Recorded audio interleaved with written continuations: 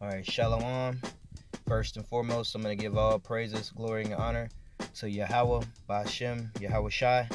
Double honors to the apostles of Great Millstone who rule well, and peace and blessings to you, Akim, that are out there pushing this truth and doing this work in truth and sincerity across the four corners of the planet Earth. I am the brother of War Ba, representing Great Millstone, Dallas, and I'm coming back to you today with another exhortation, just a quick exhortation on why it is important to study the Hebrew. Okay. It may be a topic or a language, that may come very difficult to brothers. It doesn't come easy to a lot of brothers, and then some brothers it may come easy to, But all through the Spirit, I'm just going to be able to highlight, or hopefully we're going to go through and we're going to highlight some topics tonight, just kind of go into the history of it, and just get some better understanding on why it's important to study the Hebrew. All right. So without further ado, the first thing that I'm going to do is we're going to find out exactly what the word Hebrew really means, okay? So how I'm going to do this is I'm just going to go into, let's just get a word. Let's look it up. Let's go to Hebrew. Okay. We're going to use our handy dandy blue letter Bible. And we're going to get this one in Genesis the 14th chapter in the 13th verse, okay? And it's talking about Abram, who, as we know, later became Abraham, which means a father of the multitude, because that was a man that the Most High used to bring forth many nations. Okay, so we're going to look at this word right here that says Hebrew. Okay, and Strong's H, 5680, Ivri. Okay, we all know that's the Yiddish version, but it's Hebrew, Ibar, okay, or Ibar. And it says one from beyond, okay? A designation of the patriarchs and the Israelites. That's right, so it's one from beyond. And if you don't know the history of that, you won't know exactly where that from beyond is talking about, okay? So this is going to come from studying and going back into the foundation of why that is our language and why we use it still to this day, or why it's important. Okay, because not only that, I want to go into a few things of why, but before we do that, let's get down to the history of Hebrew, okay, the Hebrew word, okay, and why it is from beyond. And how we're going to do that, the first verse that I got for you is going to be Genesis 10, and I'm going to start right around the 21st verse, because all of the rest of these up here, verses up, is talking about all the other nations and their patriarchs and how they became a nation. Okay, so from, of course, Ham and Japheth and Mizraim and all of the other brothers outside of Shem. So, of course, I'm going to start with Shem. Okay, and this is actually I'm going to start with 21. This is Genesis chapter 10 verse 21. And it says, unto Shem also the father of all the children of Eber. Okay, where does that word Eber? Let's go into that word Eber. What does it mean? Okay, we've seen this word before. It is Hebrew or Heber, the region beyond. Okay, exactly. So let's get some understanding on that. All right, let's continue to read. The brother of Japheth, the elder, even to him were children born. The children of Shem, okay, Elam and Ashur and Arphaxad and Lud and Aram. And the children of Aram, Uz and Hul and Gisher and Ma. And Arphaxad begot Salah, and Salah begot Eber, okay. And unto Eber were born two sons. The names of one who was Peleg, and that word Peleg right there means division. And then the scriptures goes right into it next. It says, for in his days was the earth divided. All right.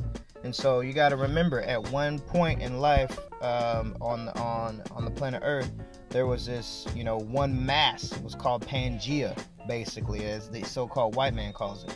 So the earth wasn't broken up and divided yet. Well, how do we know this? Well, the scriptures are going to tell us. It's going to go right into it. Okay. So I'm going to continue to read from verse 25, and it says, for in his days was the earth divided, and his brother's name was Yokatan, which means smallness. Okay, and Yokatan begot Almodad and Shelaf and Harmazaveth and Jira and Horadam. And so we're going to go all the way down through that. We're going to drop down to verse 31. Okay, and these are the sons of Shem, and after their families, after their tongues, in their lands, and after their nations. Okay, so you got to remember, these people at this time, they all had a different language. Okay, but the people of Shem and the people of Eber, they spoke one language. Okay, which that word was Hebrew at that time. Okay, and now everybody at this time all spoke one language. Okay, so Salaki, I'm just going to go back into that one.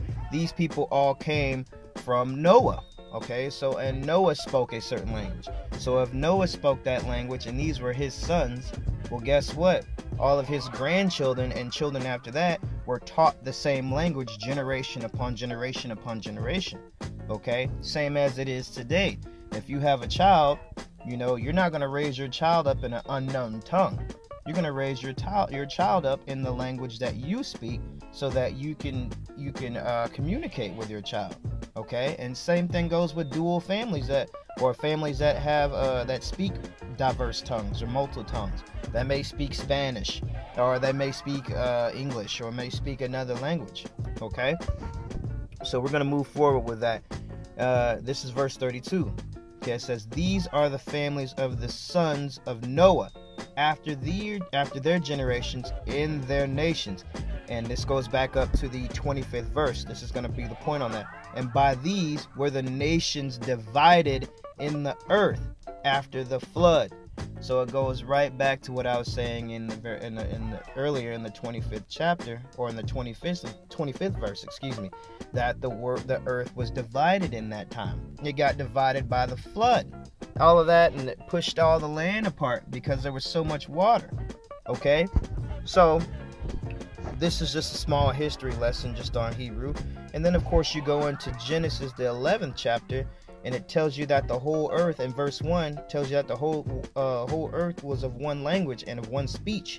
Okay? And if you read the account of the Tower of Babel, you will know that the Lord scattered them for trying to build a tower up and basically reach the heavens. All right? So, of course, he scattered them and changed the language. And that's how the languages got birthed at that time, and that's why we all have different languages and diverse languages at this point. Okay, but when you go through this and you go through the lineage of our Faxad, all the way down through Eber, and all the way through Peleg, and all the way down through Terah, who was Abram's father, you will know that lineage, or that line, that's who the Lord was dealing with. He was dealing with that line. Okay, and so when you go through there, you'll understand that Noah was a Hebrew. Okay, and how can we tell that? Okay, we already know that, Eber comes from the Hebrew word, right? And there's other scriptures that we can go through, but I don't, just for the time frame that I got, I'm not trying to make this lesson extremely too long, but edifying at the same time. Okay, so there's another point, or another tool that I want to use just to let you know the importance of why you should study Hebrew. Because one, you have the history of it. It goes into our history. It lets us know where we come from and who we are and why it's important. Two, I'm going to give you a quick little clip from the book of Ecclesiasticus, or Sirach. Okay, and so I'm going to see if I can flip this around somehow, some way for you, because it's not in the other one. But I'll just read it, or I'll share it unto you so you can see exactly what I'm talking about. Okay, and so basically right here, what you can see is it says, for the same things uttered in Hebrew and translated into another tongue, okay, have not the same force in them. And not only these things, but the law itself and the prophets and the rest of the books have no small difference when they are spoken in their own language. So that just lets you know that if, by saying different things in the Hebrew, it has more force. Okay? It has more power to it. Okay? And that's very important, especially when you're talking about things as prayer. You know, certain prayers, they have more oomph to them whenever they're spoken in the Hebrew. All right, and if you don't know the Hebrew or you haven't studied any kind of Hebrew, you're gonna miss out on those kinds of blessings, man. Knowing those prayers, okay? Because also those prayers also are very important for our holy days, our feast days, okay? So that's another reason that they're needed to be studied, okay? Or that Hebrew is meant to be studied. And of course, you out there in the highways and the byways too, man. You call yourself a Hebrew Israelite. Well, how are you a Hebrew Israelite when you don't know a lick of Hebrew, man? That's very hypocritical. You gotta think about it, okay? And so, you know, I didn't want to make this lesson too long. I just wanted to make it a quick exhortation. But I'm going to end with this last precept, okay? Just showing you that it's a very important language, okay? And I'm going to go to the book of Zephaniah with that, and I'm going to end on that. Let's see. Where are thou? Slakia. Okay, Zephaniah 3 and the 9th verse, okay?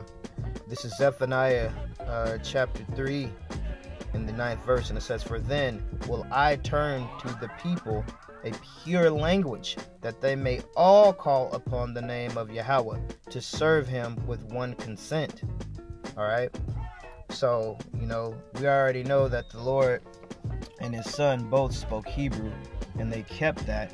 You know, and you can find that throughout the Testaments of Paul, the Acts, and other different chapters throughout the Bible, or different books throughout the Bible. Okay, but you know, hopefully this lesson has been edifying to you. You know, with that, I'm gonna give all praises and glory and honor again to Yahweh, Bahashem, Yahweh Shai. Double honors to the apostles of Great Millstone who rule well. And peace and blessings to you, Akim, that are out there doing this work in truth and sincerity. I am the brother Awarba, again, representing Great Millstone, Dallas. And until next time, I'll see you then. Shalom.